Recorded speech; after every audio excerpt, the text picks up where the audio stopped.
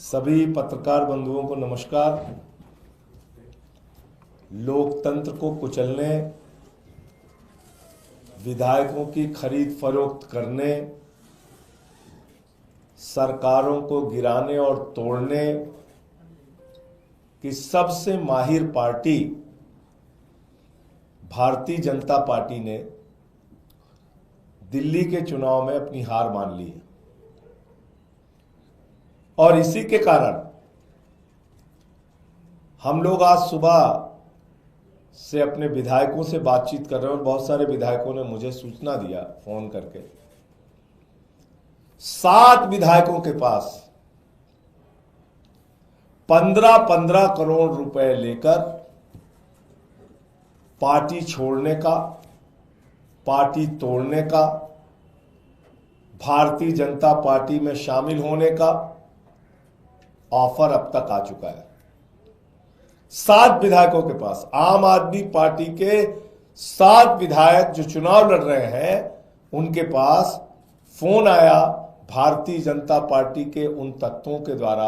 एक दो से मुलाकात करके भी ऑफर दिया गया कि जिसमें कि वो 15 करोड़ रुपए देने के लिए बात कर रहे हैं और आम आदमी पार्टी छोड़कर भारतीय जनता पार्टी के साथ तोड़फोड़ करके सरकार बनाने के लिए शामिल होने की बात कर रहे हैं। इस पूरे मामले में हमने अपने विधायकों को कहा है, जो हमारे चुनाव लड़ रहे प्रत्याशी, उसमें से कुछ मौजूदा विधायक हैं, कुछ चुनाव लड़ रहे हैं, सबको हमने बोल दिया है कि जितनी भी कॉल इस तरह की आए उसके ऑडियो रिकॉर्डिंग आप कीजिए और इसकी शिकायत बाकायदा, इसकी सूचना दी जाएगी, नंबर 1। और दूसरा, अगर कोई आपसे मुलाकात करके ऑफर करता है तो उसका वीडियो बनाइए हिडन कैमरा लगा के और उसकी सूचना मीडिया को और सबको फिर दी जाएगी। तो हमने अपने विधायकों को सचेत कर दिया है, सावधान कर दिया है, अपने सभी लोगों को सजग रहने के लिए किया है। लेकिन 2 बातें बिल्कुल स्पष्ट हो गई हैं। नंबर 1, काउंटिंग से पहले 8 फरवरी के पहले भारतीय जनता पार्टी ने अपनी हार मान ली है, बुरी तरीके से बीजेपी हार रही है, नंबर 1। नंबर 2, जो खरीद फरोख्त और तो लोकतंत्र को कुचलने का, तोड़फोड़ करने का तरीका वो पूरे देश में अपनाते हैं, वो प्रयोग उन्होंने दिल्ली में भी शुरू कर दिया है, जिसको कई बार वो लोग ऑपरेशन लोटस और पता नहीं क्या क्या नाम देते हैं। तो ये 2 बहुत महत्वपूर्ण बातें थी जो आपको आपके साथ साझा करनी थी। हमने अपने विधायकों को सजग और सचेत कर दिया है कि कोई भी इस तरह की कॉल आए तो उसको रिकॉर्ड कीजिए, कोई भी ऐसे मुलाकात करने आए तो उसका हिडन कैमरा लगा के वीडियो बनाइए। संजय जी, कोई आप लोगों के पास प्रूफ है क्या? ये हर चुनाव के बाद हमने देखा है कि आम आदमी पार्टी कहती है कि ऐसा कॉल आया, ये सिर्फ इसलिए नहीं और हर चाहते कि टूट फूट ना हो, और जब हमने कहा तब हुआ। लेकिन आप लोग हमारी बातों को नजरअंदाज करते हैं। आपको शायद याद नहीं होगा कि शेर सिंह डागर नाम के एक व्यक्ति ने हमारे विधायक को पहले खरीदने की कोशिश की थी 2013 के चुनाव के बाद।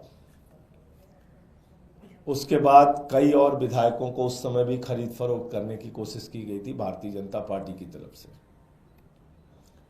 इस प्रकार का प्रयोग बीच बीच में बीजेपी ने किया और 2-4 केसेस में वो सफल भी हुए।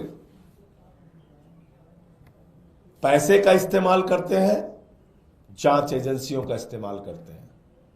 जिस चीज से भी दबाव बन जाए वो तरीका इस्तेमाल करके विधायकों को तोड़ते हैं। हमारे एमपी तोड़ लिया इन्होंने पंजाब में, दिल्ली में हमारे मिनिस्टर 2 इन्होंने तोड़ा, सीमा पुरी का हमारा। अब हमने बहुत कोशिशों के बावजूद, तमाम संघर्षों के बावजूद दिल्ली को बचाया। इनके प्रयास में कब कहां कमी रही? इन्होंने तो हमेशा प्रयास किया। उसमें कौन विधायक हैं, क्या आप नाम साझा करेंगे, क्योंकि 7 का दावा आप कर रहे हैं? देखिए, ऐसा है कि सही और उचित समय पर हम सारी जानकारी साझा करते हैं। इस केस में भी वही करेंगे। हमारी निगाह बनी हुई है सारी परिस्थितियों पे, और हिडन कैमरा लगाने के लिए, रिकॉर्डिंग करने के लिए, ऑडियो रिकॉर्डिंग करने के लिए, जो कॉल आती है उसकी रिकॉर्डिंग करने के लिए हमने साफ तौर पे अपने विधायकों को निर्देशित कर दिया है। सर जी, ये 7 लोग हैं, वो कैंडिडेट्स है या सिटिंग एमएलए है जिनके पास फोन आया है? इसमें अभी तक ज्यादातर सीटिंग एमएलएज हैं। और कौन किसकी तरफ से आ रहे हैं, कुछ बता सकते हो उसके बारे में? मतलब किसके बारे में आ रहा है, मैं नहीं समझा। भारतीय जनता पार्टी की तरफ से आ रहा है, और भारतीय जनता किसके, पार्टी में किसकी तरफ से आ रहे हैं? वो समय पे खुलासा करेंगे उसका। भारतीय जनता पार्टी की तरफ से आ रहा है। सर, इसके अलावा एक सवाल है।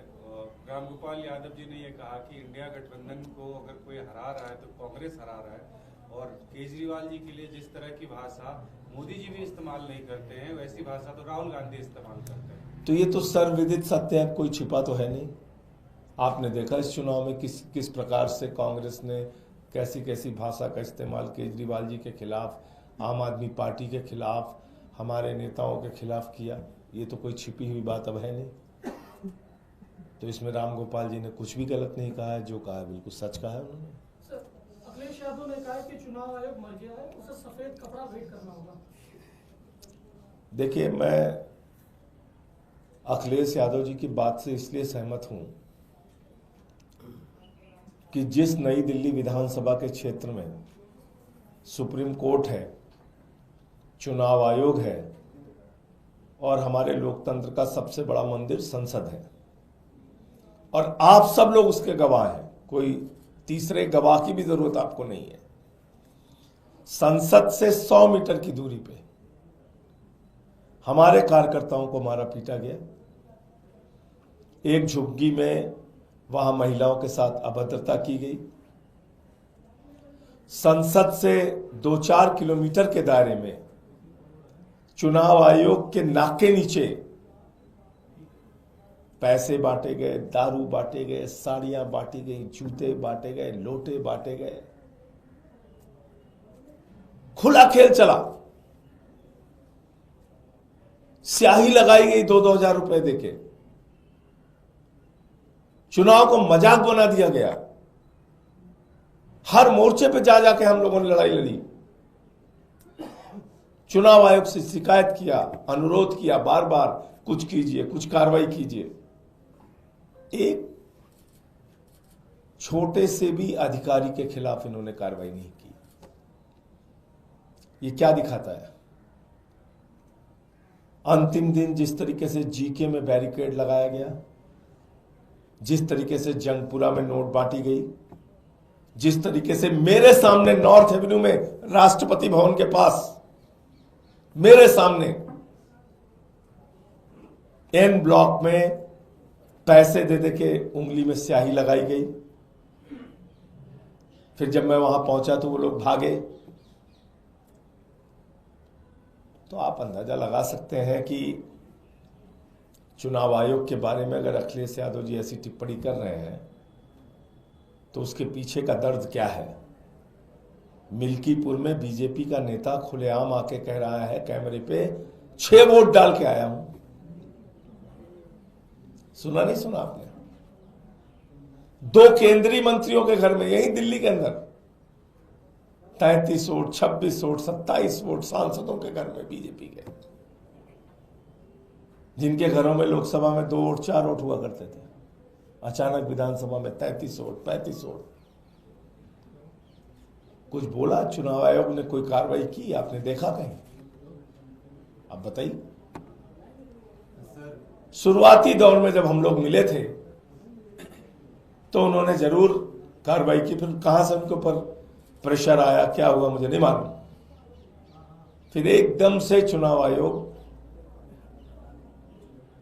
जिसको कहते हैं कोमा की अवस्था में चला गया, फिर वहां से नहीं निकल पाया वो। सर, जो आपने कहा हॉर्स ट्रेडिंग का पॉसिबिलिटी, जैसे 7 प्रत्याशियों को फोन आए हैं, हॉर्स ट्रेडिंग की संभावना तब हो सकती है जब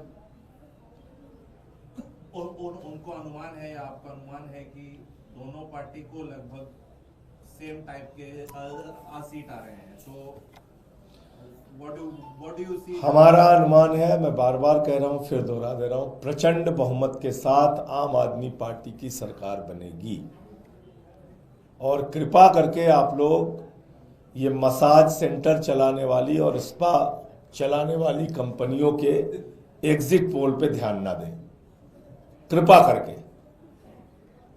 स्पा चलाने वाली, मसाज सेंटर चलाने वाली कंपनियां, सैलून चलाने वाली कंपनियां एग्जिट पोल कर रही हैं।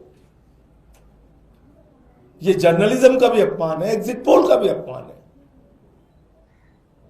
और इसके अलावा मैं यही कह सकता हूं कि आपको 8 तारीख का इंतजार करना चाहिए। उनको हो सकता है लग रहा है कि वो हार तो रहे हैं, थोड़ा बहुत तिकड़म कर लेते हैं, तो वो तिकड़म में लगे हुए। लेकिन इस तिकड़म के से एक बात तो साबित हो गई कि हार रहे हैं चुनाव।